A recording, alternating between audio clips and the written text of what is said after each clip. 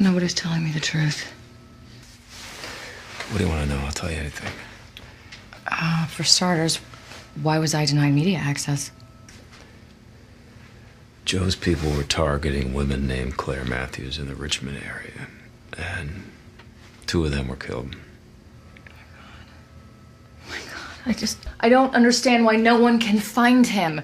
I mean, how does the cult of killers stay hidden this long? His followers have proven to be sophisticated. Their tactical skills, cyber invasion, they're on a terrorist level. Plus, some of them are trained military. And now he's with Joey. That madman has my son. We need to move you someplace safer.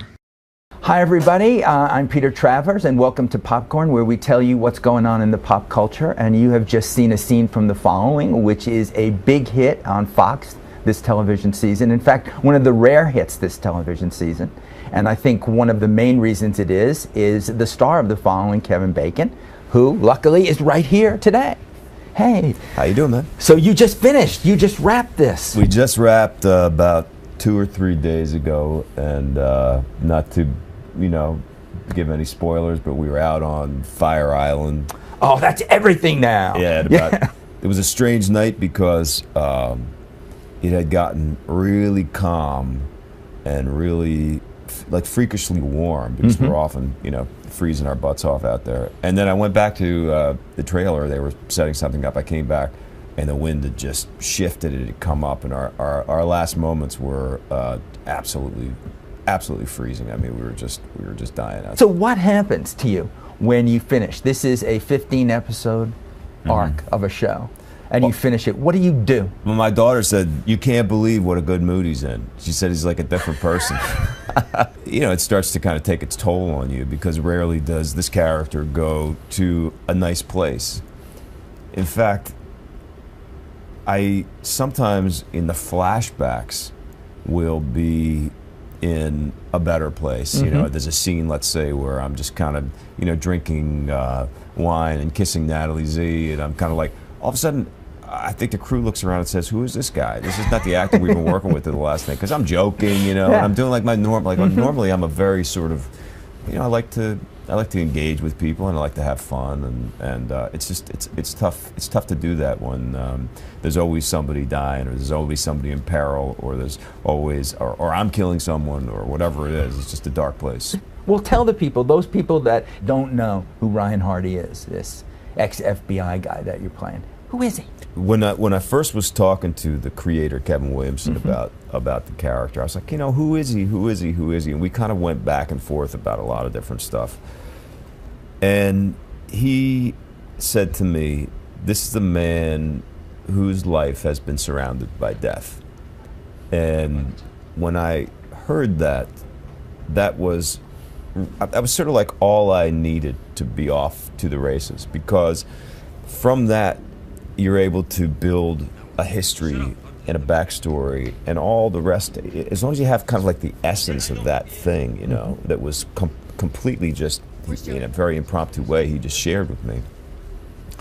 That was pretty much it. I mean, he's a working class guy. He was able to track down and bust and put in jail a serial killer named Joe Carroll. And in the course of doing so, he got injured, was stabbed near the heart, and now has a pacemaker embedded in his skin. And since the trial, and since having put him away, he's lost any kind of real focus in his life. He drinks too much. He lives in Brooklyn. He wrote a book that he sort of was slightly ashamed of, and they call him up and say the guy's escaped from jail. And can you please come back and help us find him? And strangely, it brings him back to life, even though it's in horrific circumstances. I've really felt like I liked the heroic aspect of the character, because he is the hero, but he's also deeply, deeply flawed and makes mistakes, and often alienates people, and is kind of lives like an island. You haven't done a TV series before. No. So what was it about this one that did it? I had an epiphany the other day about what it is, and that is that I love to act. You know, we do 43 minutes of television in 8 or 9 days. You know, X-Men, I was on for 8 or 9 months, you know, to make a 2-hour movie. So that was part of it.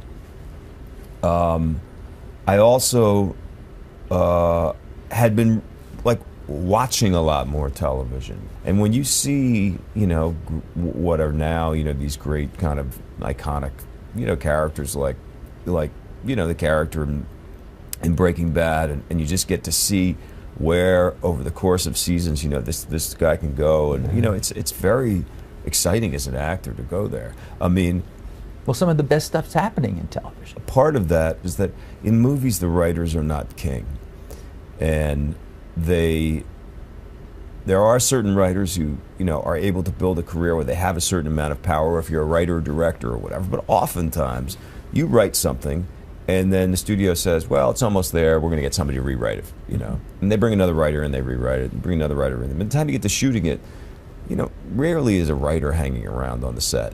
You know, you have the director and you have the actors, and I myself am often guilty of this. If something is not working for me, I'll just change it. Nobody has a problem with that, you know. It's not, you know, I just change the lines, or I make them up, or you know, whatever. It's like, oh, in a movie, like that's fine.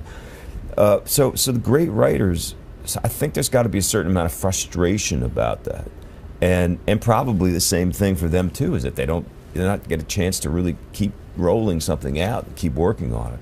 So they go to television. And that's what's happened. So when the writers are there, they are the ones that are running the show, and you start to find better and better scripts. Hookers and blow, hookers and blow. Friends and lovers will come,